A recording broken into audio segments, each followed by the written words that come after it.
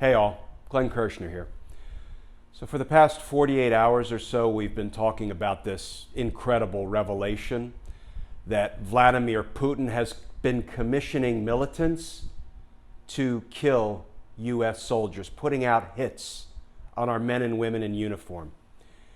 And Donald Trump sends out a tweet that I hope goes down in infamy, because he suggests that, it's not that big a deal because there haven't been too many attacks. We also hear that Donald Trump has been lobbying all along for Russia to join the G7. Let's make it an even 8. So why should we let a few commissioned hits of our men and women in uniform deter us from inviting Russia into the fold together with Canada and Japan and France and the UK, Germany, the United States, Italy? Even Prime Minister Justin Trudeau of Canada stood up and said, Russia is not welcome at the G7. Thank you, Prime Minister Trudeau, for standing up for America when our own president won't. And then we see another tweet sent out today by Donald Trump, adding insult to injury. And here's what he says in that tweet, in part. Quote, this whole thing, Putin commissioning hits on our troops, is possibly another fabricated Russian hoax, maybe by the fake news wanting to make Republicans look bad. So let's be clear, Donald Trump knows full well what the intelligence community has found and told him about this. But he wants to leave us all guessing? Maybe this is just another hoax by the fake news to make the Republicans look bad. He wants to leave the troops in the field guessing about whether the Russians have put hits out on them or not. Because why should they take extra precautions? Why should they be on high alert, knowing exactly what the risk is that they are facing? Let's keep the troops in the field guessing. That's the way we support them. And then we hear today that Donald Trump has hastily arranged for a briefing at the White House on this very issue, which is yet another reason this is a serious issue, not some fabrication, not some hoax. Jake Sherman tweeted out a little while ago, quote, the Afghanistan briefing this afternoon at the White House is for Republicans only. Because why should the Democrats be included? It's not like the Democrats have any sons and daughters serving overseas in harm's way. It's not like the Democrats have family members, friends, constituents in the military who would like to be included in this discussion, who would like to know exactly what risk they might be facing. No, this is for Republicans only. Folks, I am not a big conspiracy theorist. I was a prosecutor for 30 years. The only time that I paid much attention to conspiracies was when I was investigating, indicting, and trying conspiracy cases. Conspiracies exist.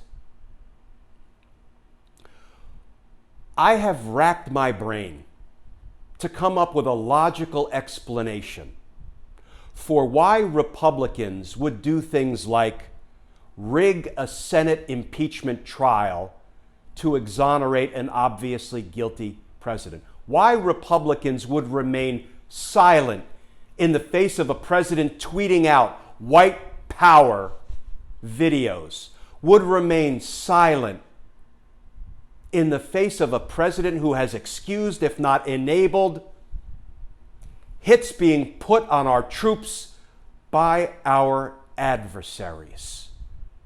What in the world could keep them from standing up and speaking out and protecting our troops and condemning this president? Well,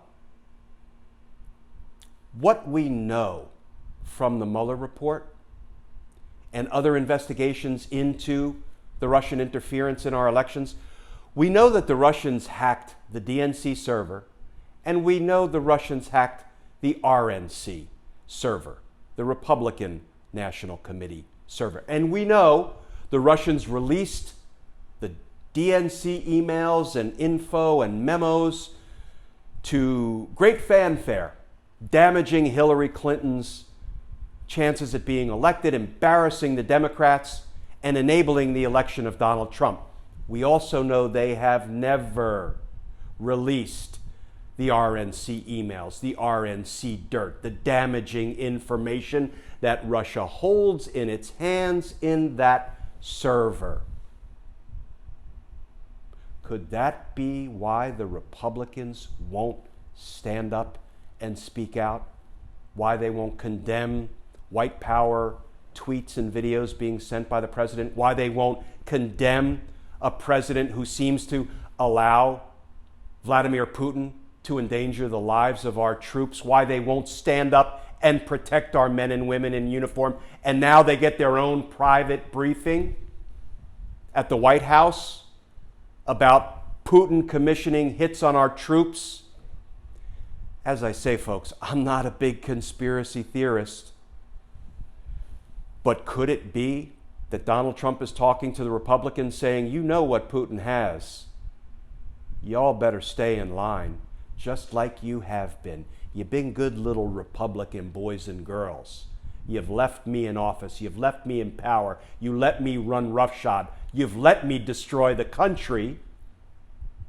And you had better continue to toe the line. I'm not saying that's what's going on. But if it is, doesn't it help explain why the Republicans won't stand up for we the people, even in the deadliest of circumstances, where foreign adversaries are trying to kill our troops? It would sure explain a lot. It would explain the dangerous, spineless, unpatriotic behavior of each and every Republican in Congress. You know, this whole incident has exposed that the deadliest threat our men and women in the military face is from their own commander-in-chief. Folks, everyone has to get out and vote in November. It's one way we can protect our men and women in uniform. Please stay safe, folks. I look forward to talking with you all tomorrow.